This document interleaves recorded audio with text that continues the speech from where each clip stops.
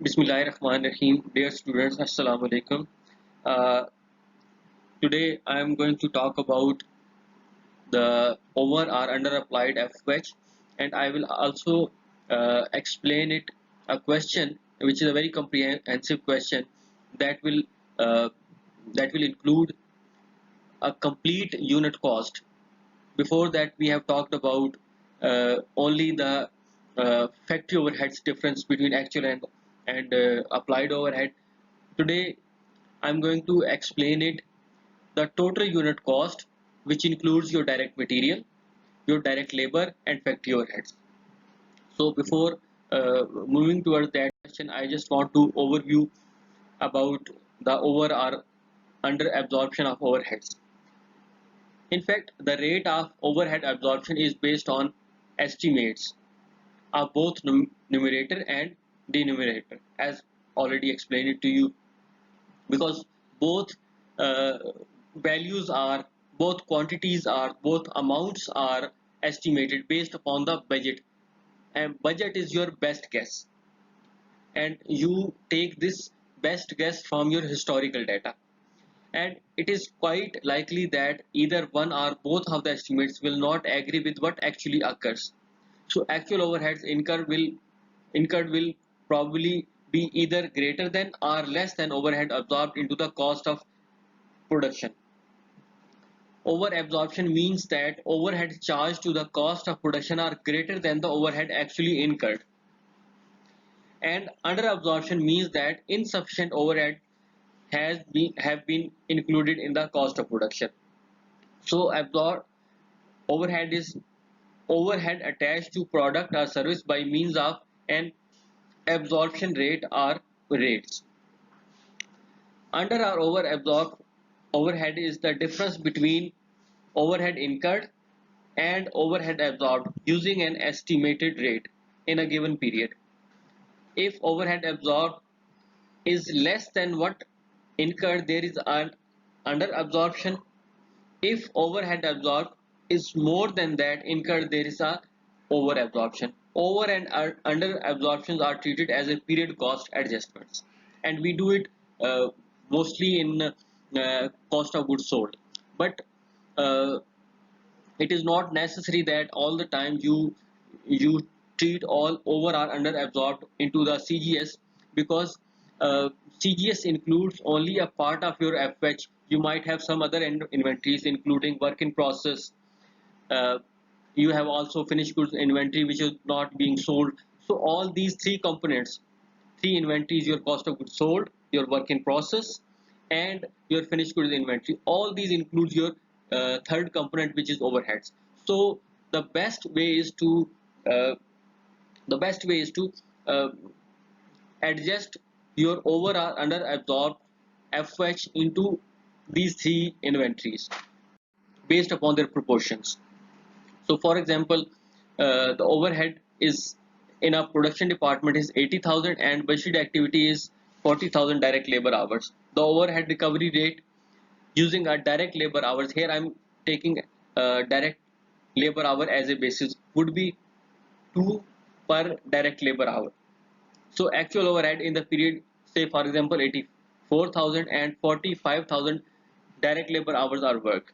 So actual overheads were 84,000 and overhead absorbed, which were uh,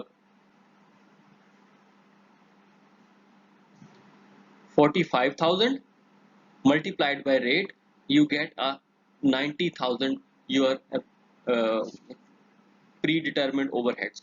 So actual were 84,000 and predetermined, yeah, absorbed rates were 90,000, and you deduct 84,000 from 90,000 and you get a 6,000 over applied or over absorption of overheads. These would be either adjusted in the cost of goods sold or maybe proportionally distributed into your CGS, finished goods inventory, and work in process inventory. Uh, Reasons, basically the reasons for over or under absorbed overheads are maybe the actual overhead cost are different from budgets. The actual activity level is different from budget activity level. I mean, for example, you wanted to produce 8,000 units, but you produced due to economic uncertainty 8,000 units. So your economic activity was reduced. Similarly, your economic activity were in the country were good, and you produced 12,000 units instead of your 10,000 units. So this activity was also changed. So this can also be the cause of your over or under applied FH. Both actual overhead cost and actual activity levels are different from budgets. So this could also be the reasons. Uh, Now moving towards the actual question, which is a very comprehensive question. So I will explain it step by step uh, in this video. For example, you have a Rex company, which is a very small company, manufactures two products, product A and B, in two different departments. So you have two products A and B, which are being produced in two production departments. One is your machining department, the other one is your assembly department. There is also another department which support these two production department, that is your canteen department, that basically provides services to these production departments, and which is being treated as a separate service department. So uh, product A and product B, sales price per unit for both products, 50 for A, $50 for A and $70 for B. Sales of these products were 22,000 for product A and 1,400 for product B. The units were being produced, 2,000 for product A and 1,500 for product B. The material cost per unit was $14 for product A and $12 for product B. Now, one component of total unit cost, which is your direct material cost, and we do not need to calculate for direct material cost because they have already provided to us in this question, which is product A is for 14 and product B for 12. However, the two separate components, which is direct labor cost and factory overhead cost, we do need to calculate them, and we will calculate in a subsequent part of this video. Now, they have provided some activity levels. For product A, hours per unit, and for product B, again hours per unit. Here you need to focus for the questions what they are explaining it. For your direct labor, machining department have $8 per hour, and it requires 2 hours for product A and 3 hours for product B. In assembly department, $6 per hour and 1 hour required for product A and 2 hours required for product B.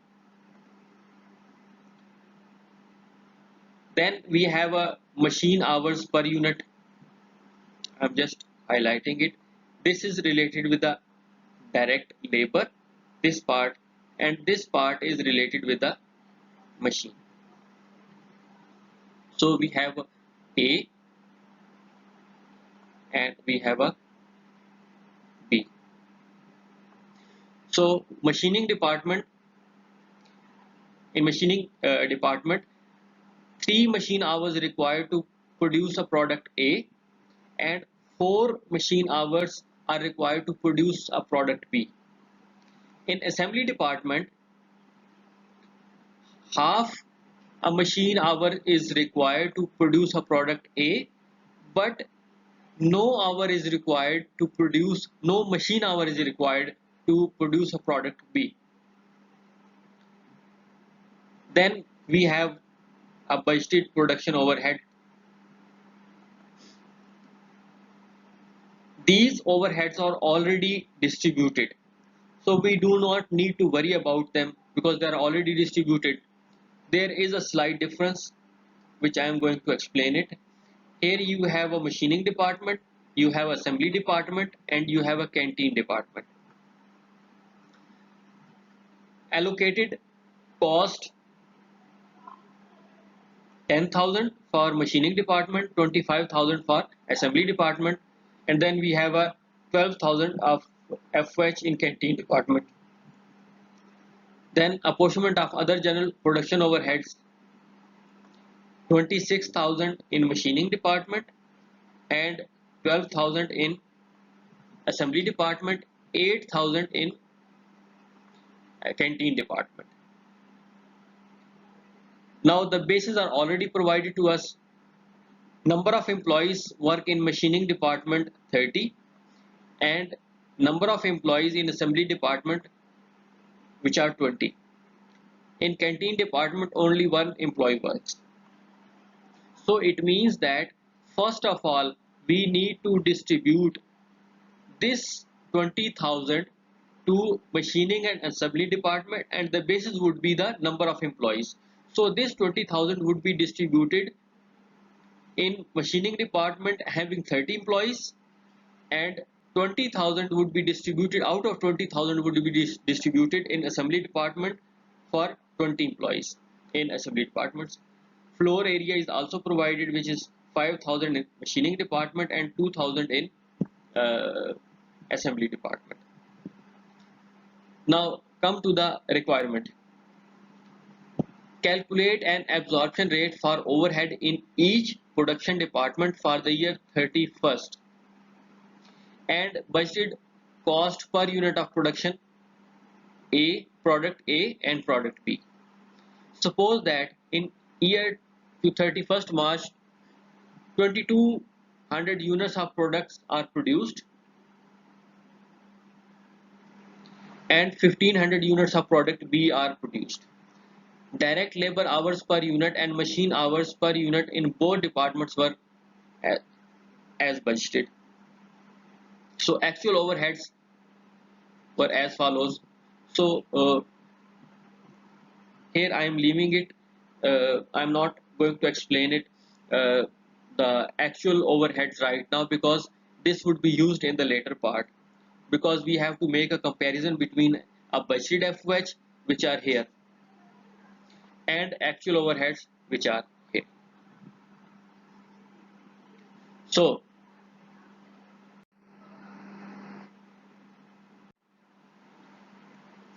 uh, the first part is choose absorption rates. I have already explained it that in, for example, machining department, machines are mostly used. It means they have a machine intensive work in that department, machining department. So machine hours would be taken as a basis to calculate the FH using machine hours. In assembly department, mostly labor usually work. So we take a labor hour as a basis to calculate the FH. Now we need to distribute first of all the canteen department FH. So canteen department had a 20,000 FH, 12,000 that basically incurred in uh, they were 10,000 uh, general allocated uh, and basically they were in fact 12,000 and 8,000 and 12,000 and 8,000 and total was 20,000. So these 20,000 would be distributed in